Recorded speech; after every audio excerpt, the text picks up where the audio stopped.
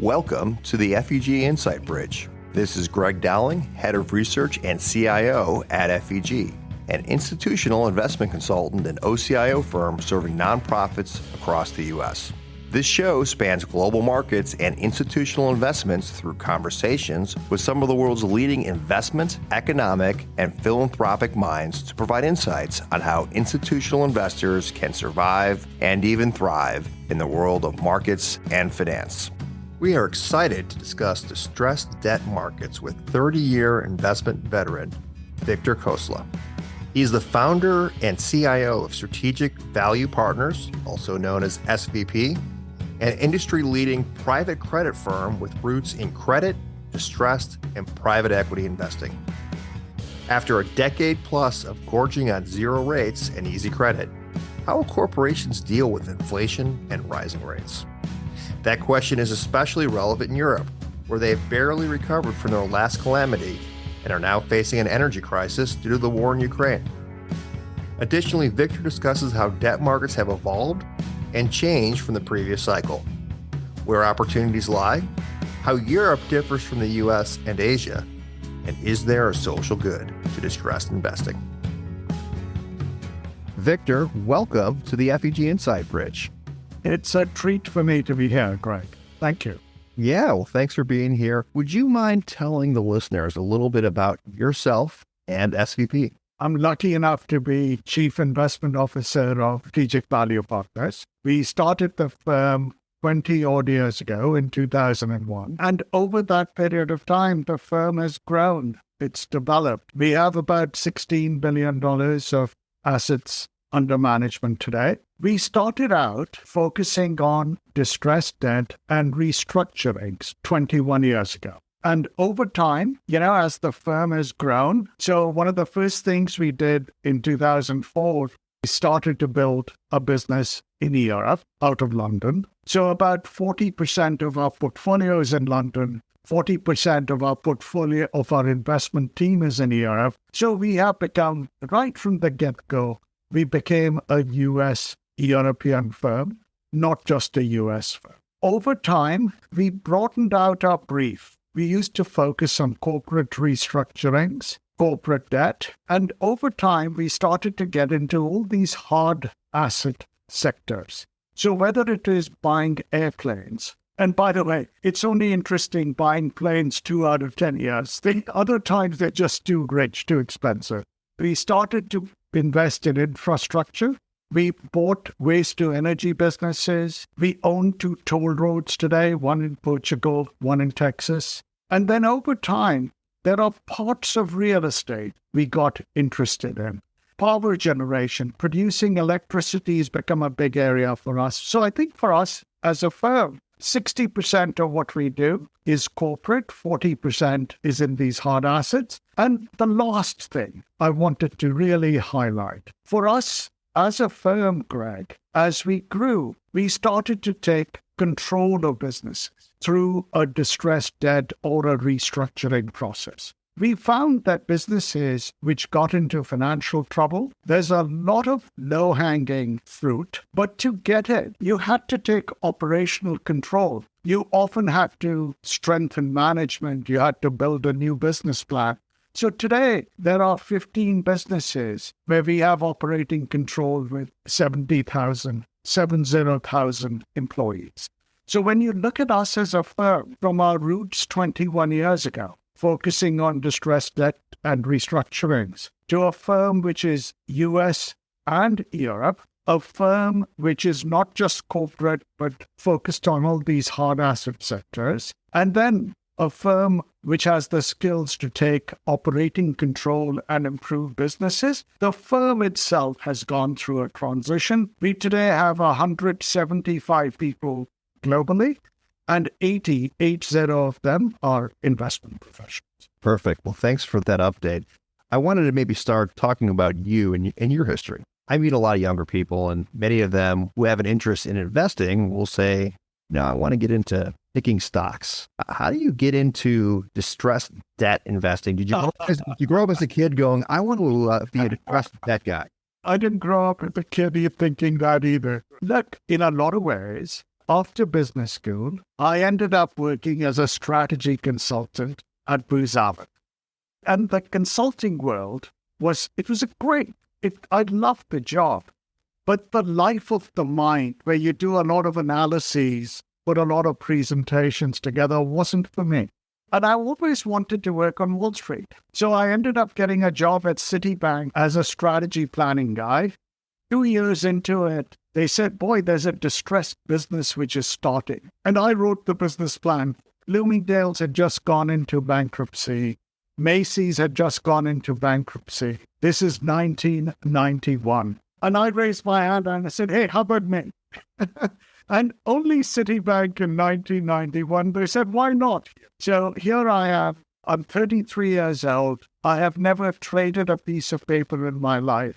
And I'm suddenly buying and selling distressed debt, trading distressed debt. That's how I started. And you know what happened was the business itself, where companies got too much leverage, with the leverage buyout boom came the restructurings as companies took on too much debt. 20%, 25% of the time, a company defaults on its debt statistically. And that business just boomed. And I was really in on the ground floor in terms of kind of first trading, then investing in distressed debt. And as that business grew, the sort of skills I had, Greg, I was never a trader, right? I grew up as an analyst doing strategy planning. So for me, it was a very natural transition to work in a business where valuation and analyses and business strategy mattered. It wasn't just all about buying and selling debt, right? My preparation, however unorthodox, it was really good preparation for a business which was just starting. That was the beginning, and I've been lucky. I worked with some great people. I worked with a few great businesses. And I was lucky 21 years ago to be able to start Strategic Value. It always helps to be lucky, and then you got to be good. So that's a great story. Distressed debt investing, and obviously SVP does a lot more than that. We're going to hit on a little bit of distressed debt. We'll hit some other things as well. Pure distressed debt can sometimes get vilified in the press. So is there a social good to distressed debt investing, and how does SVP differentiate itself? Two different questions there, right? So why don't I answer the second one? Most people who invest in credit, who invest in debt, they are much more paper investors.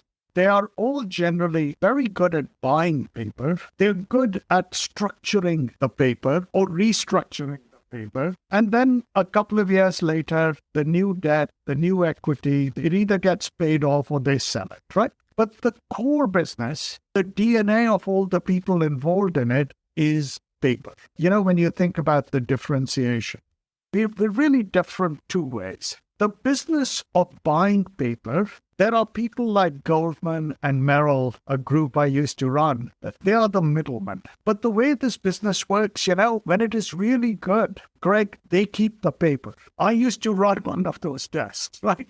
When it is so-so, they distribute it. They syndicate. So about 15 years ago, we said, hey, we had enough fun with this business model. We are going to call banks and other owners of debt directly. Very unusual. Still very unusual in our business. And today, 60% of what we buy directly. Yes, we deal with Wall Street, but 60% we buy directly. And by the way, there's a real advantage to this. You see stuff early. This business is still inefficient. A selling bank will say, we just bought some debt in a Japanese company. The selling bank said, hey, the best bid I got was 36 cents. Can you pay me a little bit more?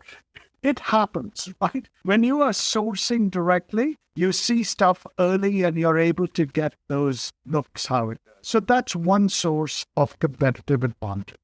The second source for us, the differentiation, is this ability to take control and to operate and improve businesses. Now, most people, when I think about our industry, when a company gets troubled, some of our peers, they might say, hey, look, here's a 32-year-old vice president. He's going to be on the board of directors. And by the way, hey, vice president, can you just oversee the business, right? If there is low-hanging operational fruit, You've got to often change or strengthen management teams. You've got to build new business plans, right? Today, we have 16 operating partners, employees of the firm, away from our deal. And they work with our portfolio companies to be able to do those things.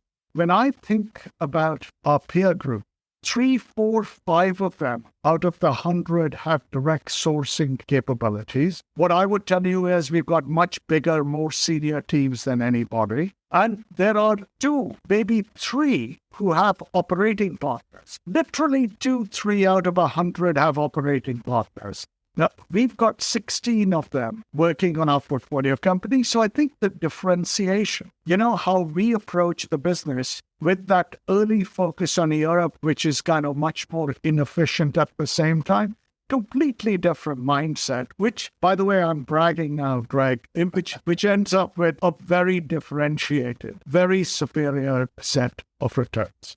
What I'm hearing is less financial engineering, more looking for businesses that you can operationally improve, taking that business consulting beginning and background that you had and applying it to distressed debt investing.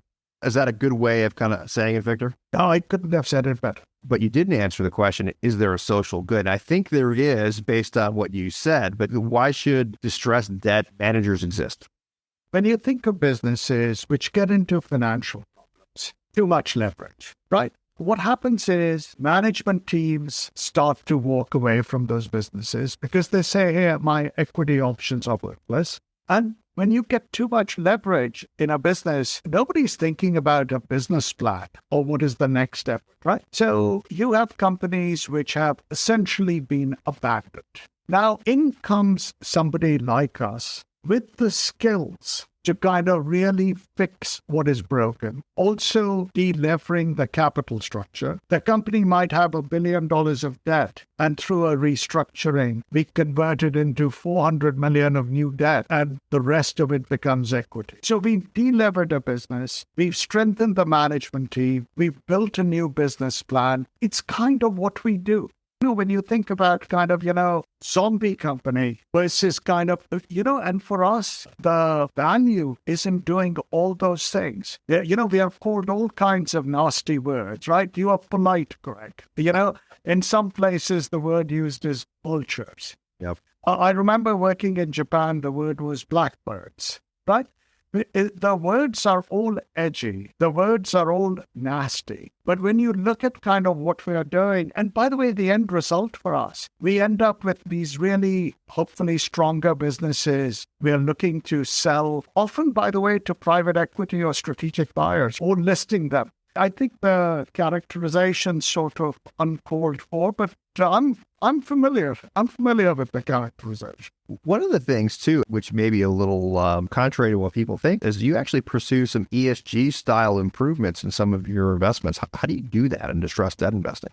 Greg, there are large parts of ESG investing which are really good, and we can and we have incorporated them into the sort of investing we do, the opportunistic credit investing. So today, every investment we make, it goes through an ESG screen.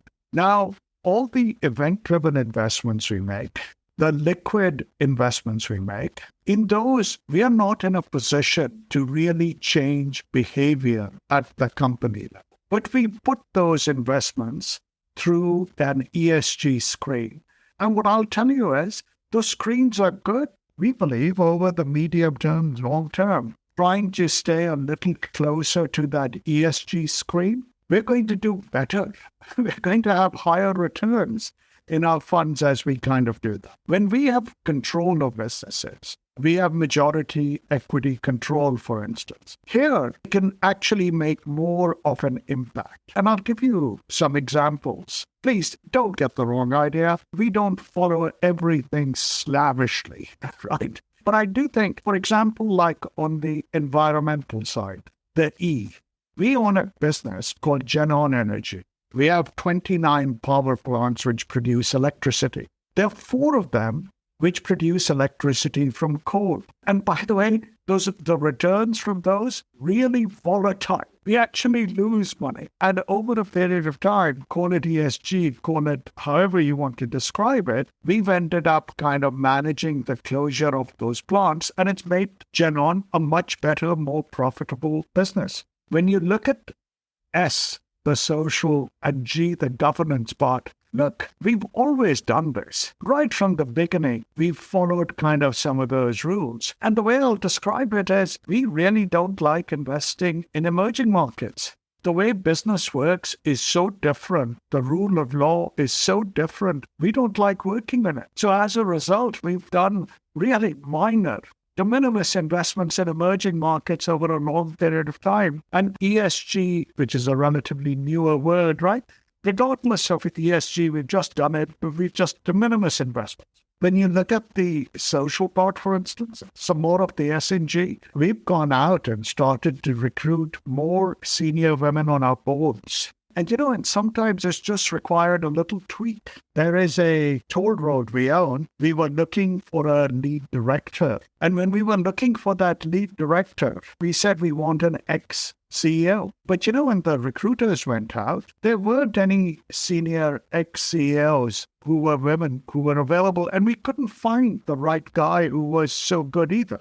We broadened the search. We said, how about if you go down to the president level? We found somebody 6 months ago, and she is extraordinarily strong, running president of a very large set of toll roads, global toll road business. I think just going out and just tweaking the job description that allowed us to be able to bring somebody like that. Can I tell you something? We put it all together. ESG, we think, especially in control deals, we've integrated very many of those ESG concepts into our investments. Whether it's control, whether it is some of the trading stuff, we think our returns have improved. They will improve over time as we kind of follow some of these steps. Yeah, so sometimes it actually makes sense, financial sense to do, and there are some great societal benefits as well. So that's great. You'd mentioned this earlier about having your business really split between Europe and the U.S. Because of that, you pick up some ancillary exposure, other places, of course. But maybe let's just focus on, for now, the U.S. and Europe. How are they different? How is the environment different in the U.S. versus Europe, either from sourcing, from creditor rules, the whole gamut? How are they different? The U.S. is a larger, more efficient market with a set of rules and a set of processes which are codified and followed again and again, right? The U.S. business is one where financial problems tend to happen in a little bit more of a cyclical way. It is not like there are economic cycles. There are cycles where the economy is reasonably strong. I think for somebody like us, we cover so much ground between hard assets and between control investments that we stay pretty busy all the time. But in the US, we find that it will be more cyclical. And when things are bad, which is kind of where we are a little bit right now, we do get a little busier.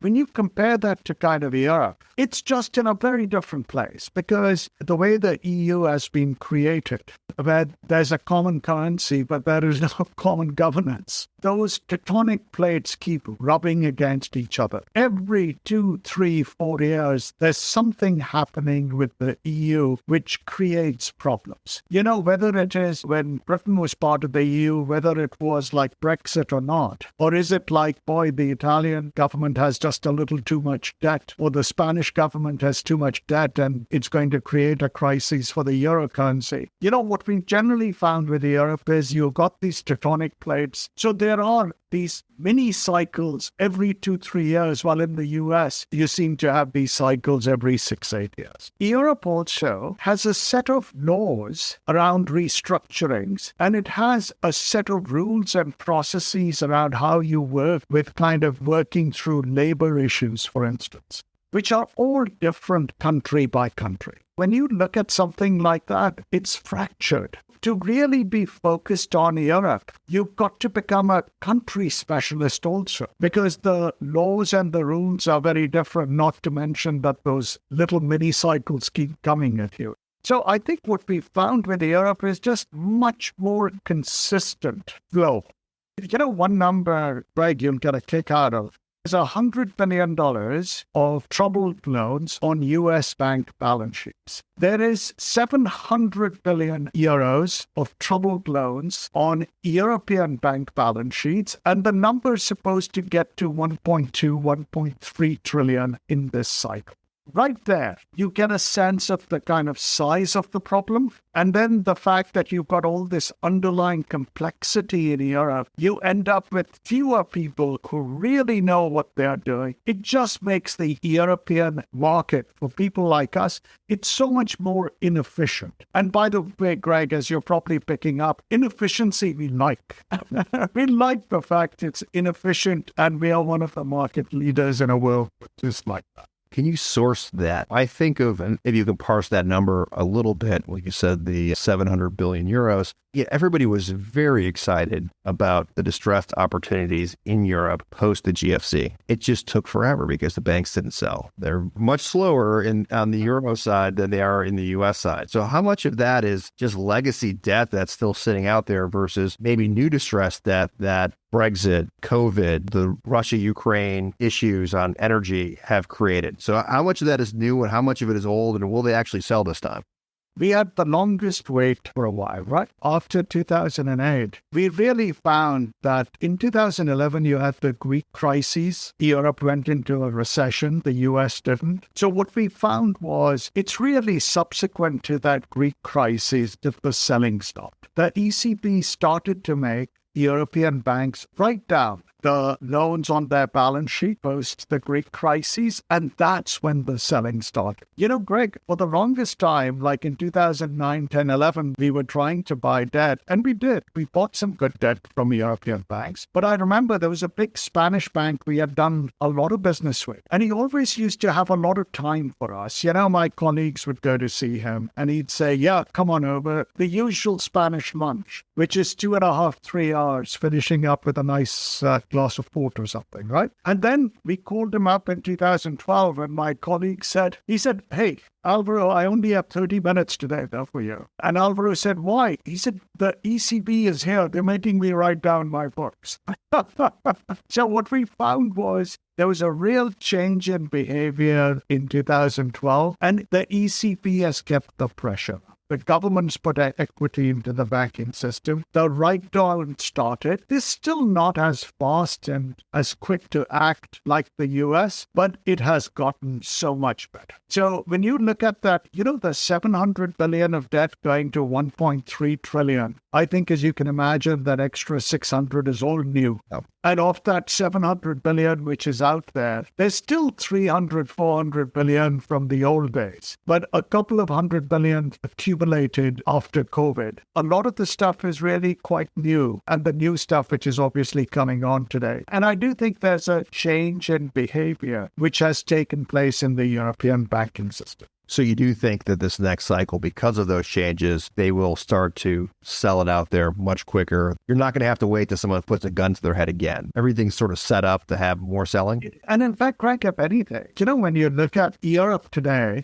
Q4 GDP in Europe was negative. Q1 23 GDP in Europe is expected to be negative. They're already in a recession. Yeah. Europe is already in a recession while we are still trying to ask ourselves, hey, in the US, are we going to be in a recession in the second half of 23 or not, right? So what you have is the problems there, and obviously with electricity prices, which are a special piece, what has created the problems there, the war in Ukraine and the concurrent rise in electricity and commodity prices, it just hits Europe so much harder. The problems are, I think our view would be, in the cycle which we are in now, historically, for the longest time, we've been almost 50-50 US-Europe. And then after COVID, it happened so quickly, it was gone so fast. We were 70% US, 30% Europe. But over the 7-8 years pre-COVID, we were 50-50. And I think our best sense today, when we look at our pipeline, we look at this emerging opportunity, we also think we are going back to that 50-50 between the US and Europe. And if anything, the first year, 2023 particularly, we think we might be even a little bit more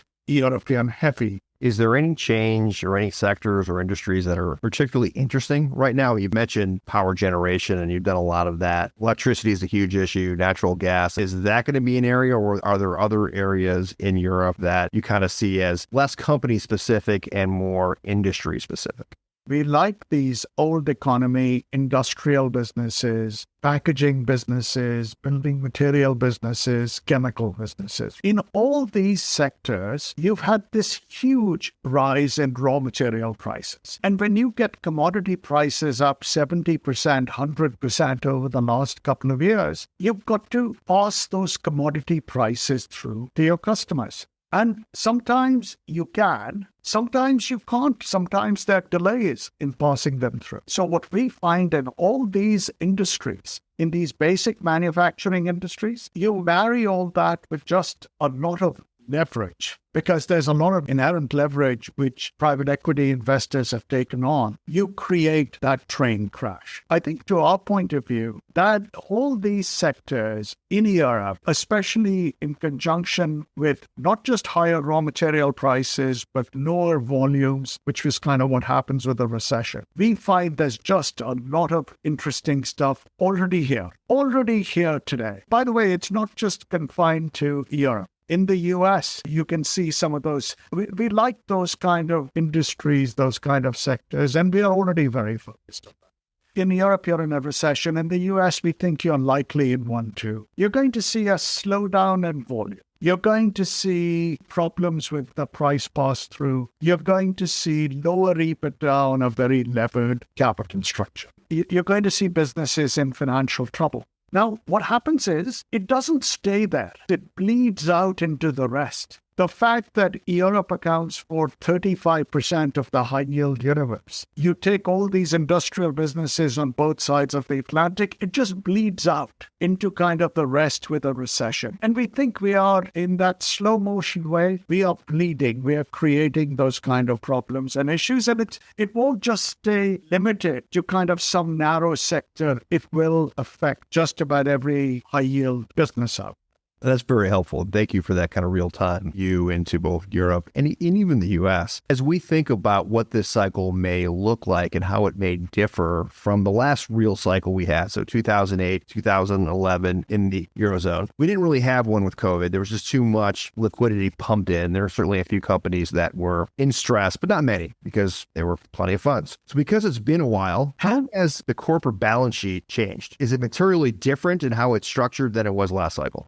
You know, in every one of these cycles, right, when you have a well-functioning economy, you have growth, you get all these kind of buyout stuff, and people start to get 6 times, 7 times leverage to EBITDA. So you've got peak EBITDA and you get peak leverage, just in terms of kind of what happens every time we go through this kind of an upcycle. Now, the other thing which has happened is, you know, in 2001, when we started, debt secured by airplanes, for instance, used to be a very small market, less than $100 billion. Today, debt secured by airplanes is a $550 billion market. Infrastructure debt is well over $1 trillion today, and then those businesses were just starting. So this growth of leverage, not just in companies, but to buy airplanes, to make infrastructure investments, do some real estate. I mean, so this thing has just become so huge. So marry the two together. You know, what you've seen is the corporate debt business has gone from $200 billion in 2001 when I started to $4.5 trillion today. Add in all those numbers around airplanes and infrastructure and real estate and power generation, right? Europe used to be a know-nothing business in 2001. They hadn't discovered leverage buyouts really. And today, Europe accounts for $1.5 trillion of high-yield bonds and loans, right? So when you think about kind of how this business has changed, you can see the size of it, how it's mushroomed, but you can also see different pieces of it, which never really existed before now, right? It's quite a big pie. It's quite a complex pie.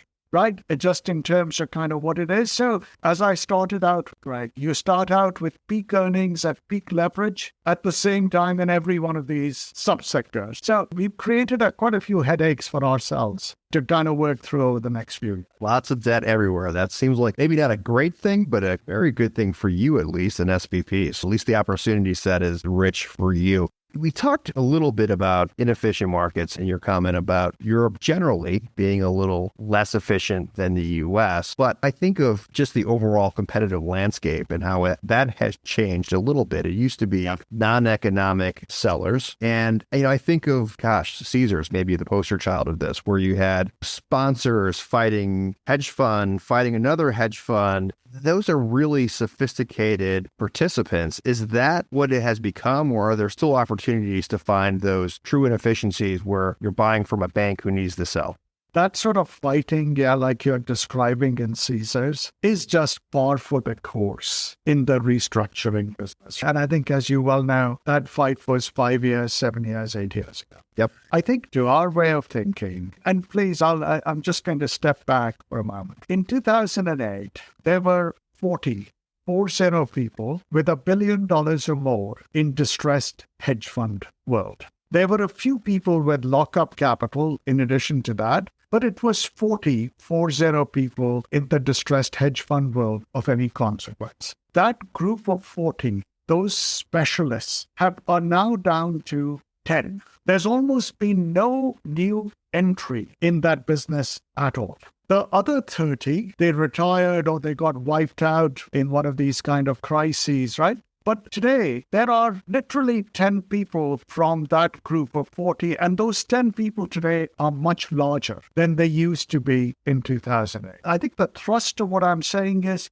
yeah, it's a competitive world, but the buy side, at least a number of people who've got real skills to restructure, people who can even perhaps go out and take operating control and improve businesses, it's not such a big group of people. So when we look at this market now, and we look at this kind of opportunity which is coming at us with a new cycle, we know it's going to be really competitive for more of the liquid stuff, the big cap restructurings.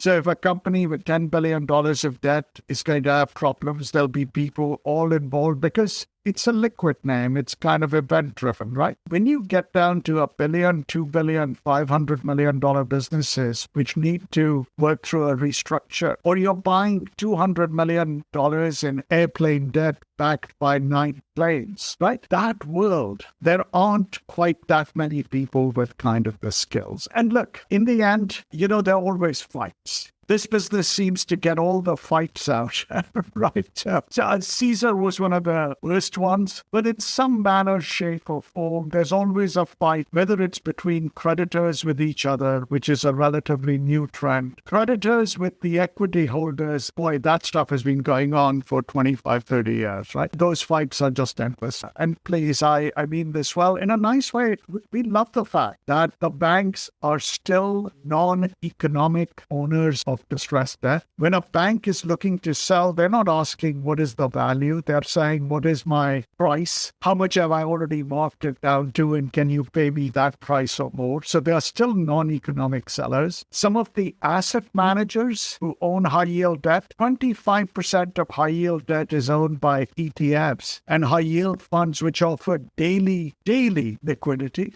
Right? So every time you have a bad market and they have redemptions, they have to sell immediately. They can't even hold for a week. We still like the fact this market is shaped where the sellers are so many still uneconomic. And on the buy side, you have fewer people today who are real specialists who know what they're doing. Look, we think it's an interesting market, and you take all those trends to Europe, Greg, which is kind of where you were digging into earlier. Europe just has even fewer people with kind of the skills I'm kind of describing, right? We find it to be still one of those interesting businesses. The buy side, the right buy side, the ones with the skills is well advantaged. We're talking primarily about distressed debt investing, but you guys do a whole lot of other things too, and including kind of private lending. Is that just another tool that you have a relationship with a company, or maybe you have it, maybe you're establishing it, and they need a capital solution and they're not going to go through a bankruptcy? That's when you can do the kind of private lending. How does that kind of play into your toolkit? As a firm, we've always done dip lending or rescue financing. It's just been part of our toolkit. I know what a dip loan is, but maybe for listeners who don't know what a dip loan is, maybe you could stop and just kind of explain. A company goes into a restructuring or a bankruptcy and they need money. So what they'll typically offer is they'll say, hey, if you lend me money in a debtor in possession dip loan, you are the senior most piece of debt in this capital structure. So you offer rescue money to stabilize a business when it's filed for bankruptcy, and you make it in the way of a dip loan. And by the way, companies pay because they're quite keen to raise this money and they need to raise it quickly. So they're willing to kind of really pay up. So we, for example, last year we lent $200 million to LATAM, the Latin American airline, at LIBOR plus 13.5%. And this is the senior most debt in their capital structure.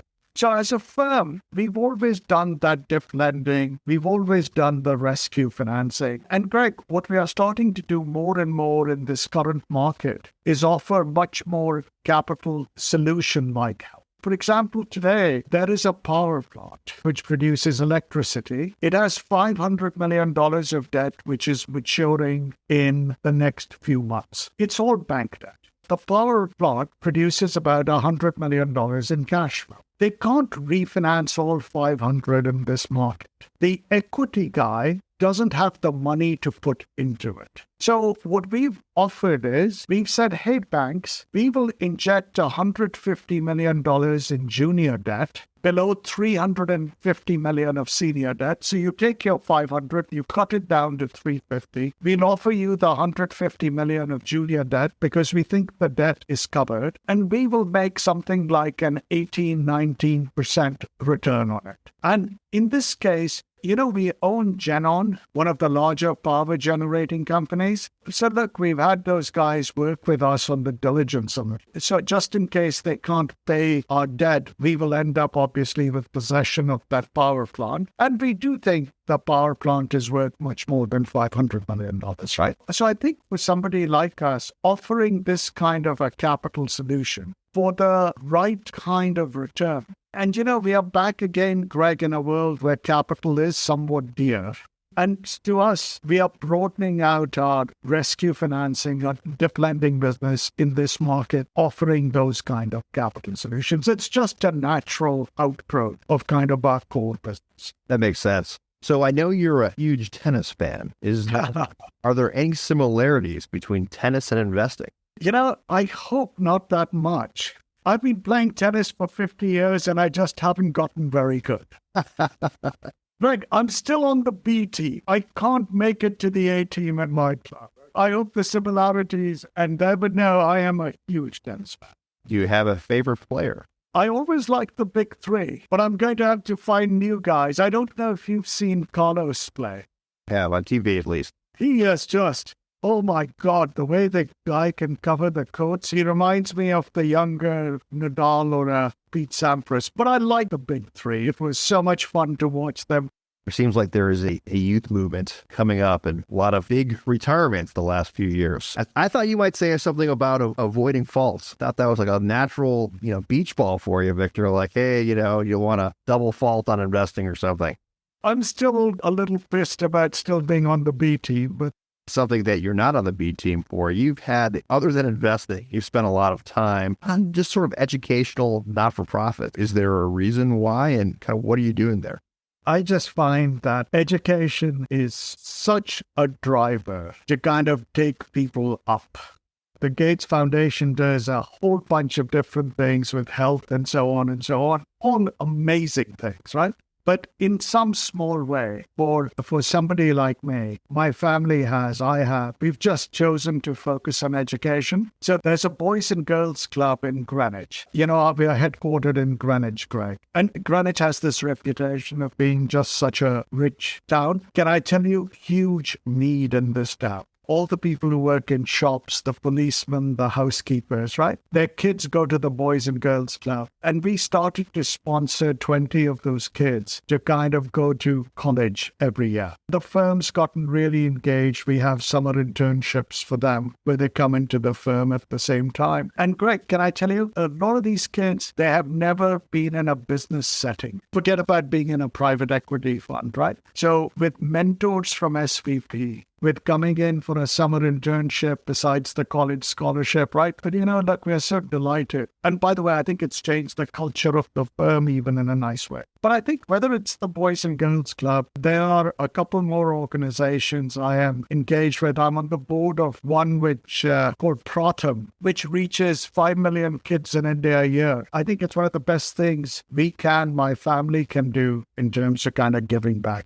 That's great. No, thanks for your time in those areas. I agree. Education is the great equalizer. Any other hobbies or interests other than being bad at tennis? What else do you do? I have a very close-knit family. I've spent a lot of time with them. I spend a lot of time at work. I still pinch myself some days, Greg, that I actually get paid to do this job. And it's so enjoyable, but not very much. I'm a pretty boring guy in some ways, right? Just in terms of what I do. Well, thank you so much for your time. It is one of these areas to stress that is so kind of counter market. So as we are into 23 and we're wondering what's going to happen to equity markets, what's going to happen to fixed income markets, will they go down? Will there be a recession? You know what? There's a recession. That's actually really good for SVP. So one way you can still make money is investing in distressed debt. And we just really appreciate hearing your thoughts on the subject. So thanks again, Victor. Greg, thanks for having me on. So nice to see you again. If you are interested in more information on FEG, check out our website at www.feg.com. And don't forget to subscribe to our communications so you don't miss the next episode. Please keep in mind that this information is intended to be general education that needs to be framed within the unique risk and return objectives of each client. Therefore, nobody should consider these to be FEG recommendations. This podcast was prepared by FEG. Neither the information nor any opinion expressed in this podcast constitutes an offer or an invitation to make an offer to buy or sell any securities. The views and opinions expressed by guest speakers are solely their own and do not necessarily represent the views or opinions of their firm or of FEG.